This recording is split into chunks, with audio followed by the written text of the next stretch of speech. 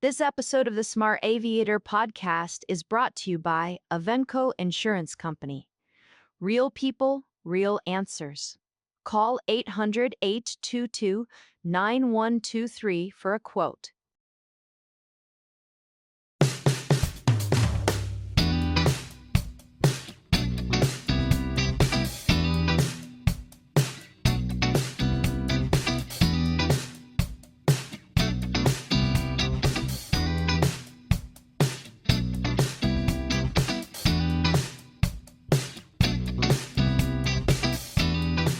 And welcome to another edition of the Smart Aviator podcast. This is episode number 5. I'm with my friend and longtime editorial partner, Rick Durden, author of the Pilot's Lounge series here on AvBrief. And he's also written the Thinking Pilot's Flight Manual, or How to Survive Flying Little Airplanes and Having a Ball Doing It, volumes 1 through 3. I've got all 3. Lots of high-quality tips in here I think every pilot should read. Rick, our regular weekend Sunday night banter usually starts with a text with a photo of an airplane off in the weeds, and yes, it does. Usually starts with something like, "Hey, look at this." You know, you and I have been studying NTSB rec reports for a lot of years, and you know, if we didn't laugh, we'd cry because not much has changed, right? Sadly, that's true. Pilots seem to be consistent in the ways they roll airplanes up in balls. You recently wrote some pretty good stuff on crashworthiness, and I thought we can talk a little bit about, you know, how pilots can prepare for a crash. First thing is good seatbelts, right? Absolutely. It's amazing. Even some of the older airplanes are amazingly crash-worthy if the occupants are restrained. If you keep them in their seats rather than let them flail around in the cabin and hit things, as the airplane decelerates and they keep moving, the airplane structure, even some of the older ones, will collapse and crush and absorb energy. And they tend to try to protect the space around the pilot. So if you can keep the pilot and the occupants in their seats and their torso and upper torso restrained, the chances are very good that they're going to walk away with minor injuries rather than be killed by hitting their head against something in the airplane, or being tossed around inside the airplane, or worst case, being thrown out of the airplane, because that's almost always fatal. But that then gets down to wearing a seat belt and shoulder harnesses. For older airplanes, that may mean a retrofit for shoulder harnesses. If you own an older Cessna, you're pretty lucky. Even back to the 120, 140 days, the hard points for shoulder harnesses are in those airplanes. Shoulder harnesses were offered as options, but safety didn't sell them. Nobody bought them. But now if you want to retrofit it, the parts are available.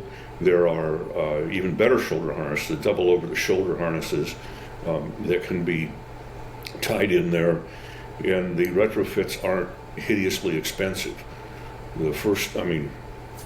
When you take a look at the concept that if you run off a runway on one of these narrow backcountry strips, or even residential strips, which have very little space off to the side. I think of the Lockheed crash a couple of years ago.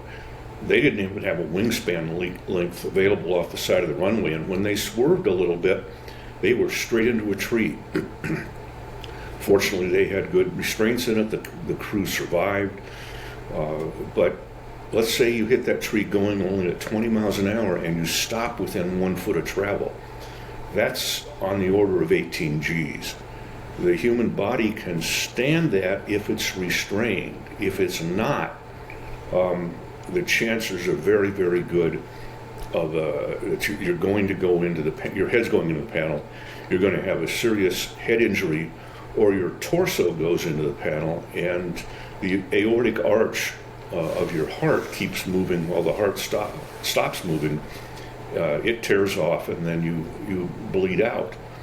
So the shoulder harness has been proven There's a lot of good data about it. It has cut accident fatalities by 22% and injuries by 80%, which is huge. Nothing else in aviation has that kind of proportion of an increase in the safety level. Yeah, you come from the old days of Cessna, and of course now you fly a lot of different kinds of airplanes, including new ones. Do you think new airplanes are safer? Yes, they are. The regulations regarding crashworthiness in the design have evolved, and so now, for example, seats are designed to absorb more energy than they were 50 years ago. They did have to absorb energy then, but it's more now. The fuselage is designed to take impact and deform, although it should be kept in mind that you as the pilot, you want to take advantage of the fuselage protection and keep the airplane pointed straight ahead rather than yaw when you hit something. As Bob Goober used to say, fly it all the way into the crash. If you've got the nose out in front of you to absorb energy, rather than hitting sideways so that you pop into a B-pillar or something, you have a much better chance of survival. And yes, modern airplanes are an improvement, but old airplanes weren't that bad. And then when we get to the BRS parachute, things, we've had hundreds of saves because of the parachute. The airplane lands on its feet, so to speak. The landing gear can collapse to absorb energy. We're seeing airplanes being reused and people walking away without injuries. Yeah, there's also airbag safety belts from AmSafe. Yes, and they now have, it had been that you had to spend a lot of money for airbags, safety belts designed for your specific airplane. AmSafe spent a lot of money, and they now have a one-size-fits-all that it can, and speaking with them, they have told me that their belt, seat belt airbag system can be installed in any seat in any airplane. And that's the gold standard for restraint systems. Yeah, how about stuff inside the cabin? I was involved in a off-airport landing during an engine failure, and the airplane actually ended up flipping tail over nose, sort of a controlled flip. But I can say that anything that was unsecured in the cabin was all over the place, and it really gave me a new respect for securing everything in the cabin. It drives me nuts when I see people with a big iPad suction cup onto the window or windscreen, or even off on the side, right in the flail zone. And in a crash, that suction cup is going to come loose, and now you've got a projectile. And it has a sharp edge.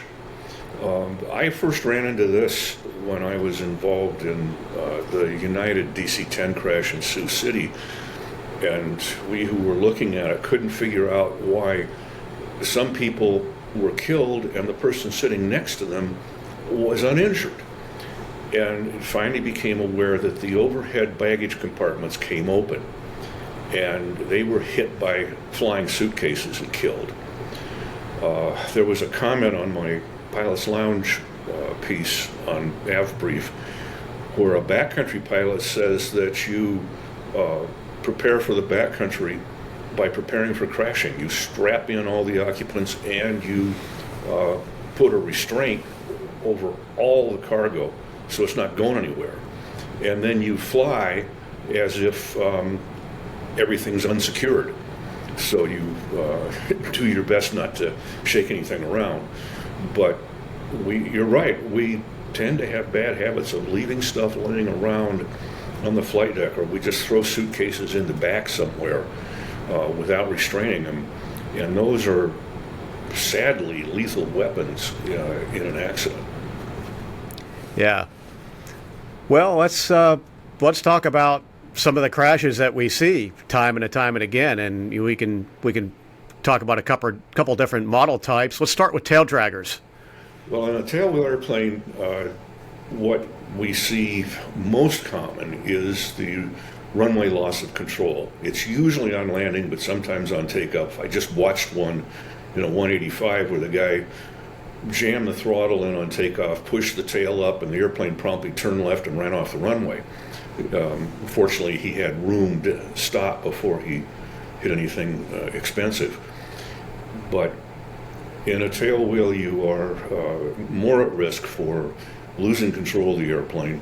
That tends to come with taking the airplanes into more adventurous airstrips, which don't have margins for error when you do run off the runway. Which means that, yes, if I had to say, if I'm going to spend money on a shoulder harness, should I spend it first in a tail wheel or a nose wheel? Well, for protection for the most common accident, do it in a tail wheel. Also, recognize and get some dual on landing and dealing with swerves. Because, for example, once that airplane center of gravity has gone far enough to the side that it's outside the main landing gear, applying the brakes makes the problem worse. So I've seen too many of them. The thing goes around and, okay, let's just get it stopped. Well, the reality is, on most runways, it's going to spin around and come to a stop on its own. You're going to be embarrassed, but nothing's going to get hurt. However, if you stand on the brakes, it's going to go up on a wingtip. You're going to bend the spar. You're going to be stuck out in the middle of nowhere with an unairworthy airplane, or a worst case, it's going to go over on the nose. We've done a lot of research on tailwheel accidents, and the older Husky series, before they extended the landing gear, had a huge proportion of them on loss of control accidents went over up on the nose and upside down. They've got very good brakes, and the landing gear angle was such that they were susceptible to flipping over. So, A, be cautious with the brakes, and B, if it is going around, let it go, keep the stick all the way back, and keep yourself centered in the seat. Let's move to light twins. Pilot buys a Baron, and how vulnerable is that pilot? That's a good one, and the vulnerability is less, from what I can tell. People say, yeah, you lose an engine, the other one takes you to the scene of the accident. That doesn't seem to be the case. Most pilots do cage the bad engine and are successful in flying it. However, we still see every year, for some reason, a pilot can't hold altitude on one engine for reasons we don't understand. They may not have feathered the propeller. They may have done something that's added to the drag of the airplane, or they didn't go to full power. I saw one where on the good engine, they only went to the top of the green. You've got to use full power. The second thing is that if you do find yourself in a position where you're going down, then use that engine to regulate a place to land. And now you've got a glider with some glide path control, because if you try to get performance out of that airplane that wasn't built into it, you hit VMC, it's going to roll upside down. And that one is 100% fatal. A Baron, an Apache, an Aztec, a 310, 421, they do very, very well if you hit the ground right side up. There's a lot of space in those cabins. There's good flail space. Even though you're touching down, let's say at just above stall speed, if you've got some room to slide, to spread out the deceleration, you're in good shape. But if you let it roll, if you get yourself into a VMC roll, that airplane's going to hit upside down and maybe almost straight down. So on a twin, the killer's of VMC, and a lot of times it comes from running out of gas in a tank. You've gone out with partial fuel because of weight, or because you couldn't get fuel, or because you didn't stick the tanks. Fuel is a big one on there. The other big one on light twins is gear problems. Cessna electromechanical gear and the Beech electric gear are great systems, but they have to be maintained aggressively. And there are no shortcuts. On a Cessna, if you try to rig just one leg of the gear, it doesn't work, and the gear's going to hang up. And when that happens, people get excited, except the good news is there hasn't been a fatal accident in a gear-up landing since World War II, as long as the pilot makes a normal landing and doesn't try to shut the engines down and glide from some altitude, because a gear-up's an emergency. Do you want to add another emergency to that by shutting engines down? When's the last time you practiced engine out and prop feathered glides? As we see pilots wind up overshooting and undershooting and fatal fatalities out of that.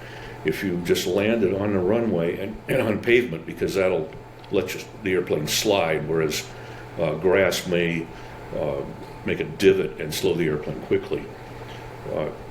Chances are you're not going to get hurt in a gear-up landing. But it is one of the big causes of accidents in twins is mechanical problems with the gear. Don't try to go around. Oh, yeah. Number of years back here at Hartford, there's a Metroliner that came in middle of the night, and word is they pulled the landing gear warning circuit breaker, the horn breaker. Touchdown, hit both props, and the pilot flying decided to go around. Didn't make it much past the departure end of the runway before ending up inverted in the dike off the end of the runway. Don't go around, just let it slide, huh? Yeah, there's an Aerostar accident similar to that. The other one is if you have caged an engine in a piston and you've got the gear down and you've started the flaps at all on landing, don't go around. The chances are you can't convert that descent into a climb in anything less than about 800 feet. And the other thing that we see with that is pilots in that circumstance tend to come in high and fast. They want to make sure they've got plenty of altitude, and then they realize they've got way too much. And rather than just put it on a runway and accept the fact you're going to go off the end at 40 miles an hour, which is survivable if you're restrained, they try to go around and they roll upside down and they lose it in the go around. So a single engine go around on a piston twin is not a good thing. I mean, none of them that I know of will hold altitude on one engine with the gear down. In most, even if you have the cowl flap on the dead engine open, it won't hold altitude. It's that critical because you've lost half of your thrust or half of your power and 85 to 95% of your rate of climb. Last, how about light jets? Somebody steps up into the world of twin jet, maybe a Citation CJ or something. Social media has been a feeding frenzy for jets going off the runway or landing short. What vulnerabilities are there? Those, we get pilots go through very, very good training, and I'll send kudos out to the insurance company because they've mandated recurrent training, which, in my opinion, is sort of the gold standard for reducing accidents that are based on pilot mistakes. Saying that, what we see, or what I see, are runway overruns. The pilot doesn't get the airplane configured by the time it's at 500 feet and stabilized on speed, and then is certain that he can salvage it. And a certain percentage of those, it doesn't happen. And you've got the boss in back, it's embarrassing to go around. So you're going to spike that thing on the runway and do all you can to get it stopped. And let's say that runway is a little wet or ice contaminated, it's going off the end. And that's the new, ROAS that Garmin has come up with. Runway overrun alerting system is great. I've flown it in a couple of airplanes now. Sure is. It it tells you, based on the available runway length, the runway conditions, your speed, your angle of descent, whether you're going to be able to stop on that runway or not. So, it's never, unless the airplane's on fire or you're in a piston twin on one engine, it's never bad to go around. Even though a buddy of mine that was a Blue Angel once said, he says, it's better to be dead than embarrassed. Unfortunately, he was laughing when he said it, because it's not. I mean, you've got to be alive to be embarrassed. Yeah. So, if on a jet, the overshoot is the one we worry about, and it's time to stand the power levers up and go around. Yeah. And last, like every other guest, time to put you on the spot, and I'm going to ask you what your favorite used airplane is, Rick. Oh my gosh! If money were no object, it'd be a Cessna 340. It is. I mean, there are a lot of ragged ones in the field, but for me, in the piston world, it's sort of the perfect personal hot rod. It's operating. The Aerostar is faster, but has much higher fuel flow. The 340 will get you 200 knots all day long at low teens. It's pressurized. It's a comfortable cabin with VGs. You can carry full fuel and a couple of people, 2 or 3 people, and with full fuel, it's got 7-league boots. It goes a long way. Do a good pre-buy, huh? Oh man, that's a whole nother stage. But yeah, do a very, very suspicious pre-buy. These are old airplanes. Assume they've had an accident history. You're in there to find out what's actually wrong that's being hidden from you. Yeah, and expect a lot of maintenance along the way. Oh yeah. Piston twins, they cost a lot of money to maintain. You got to be aggressive on the gear.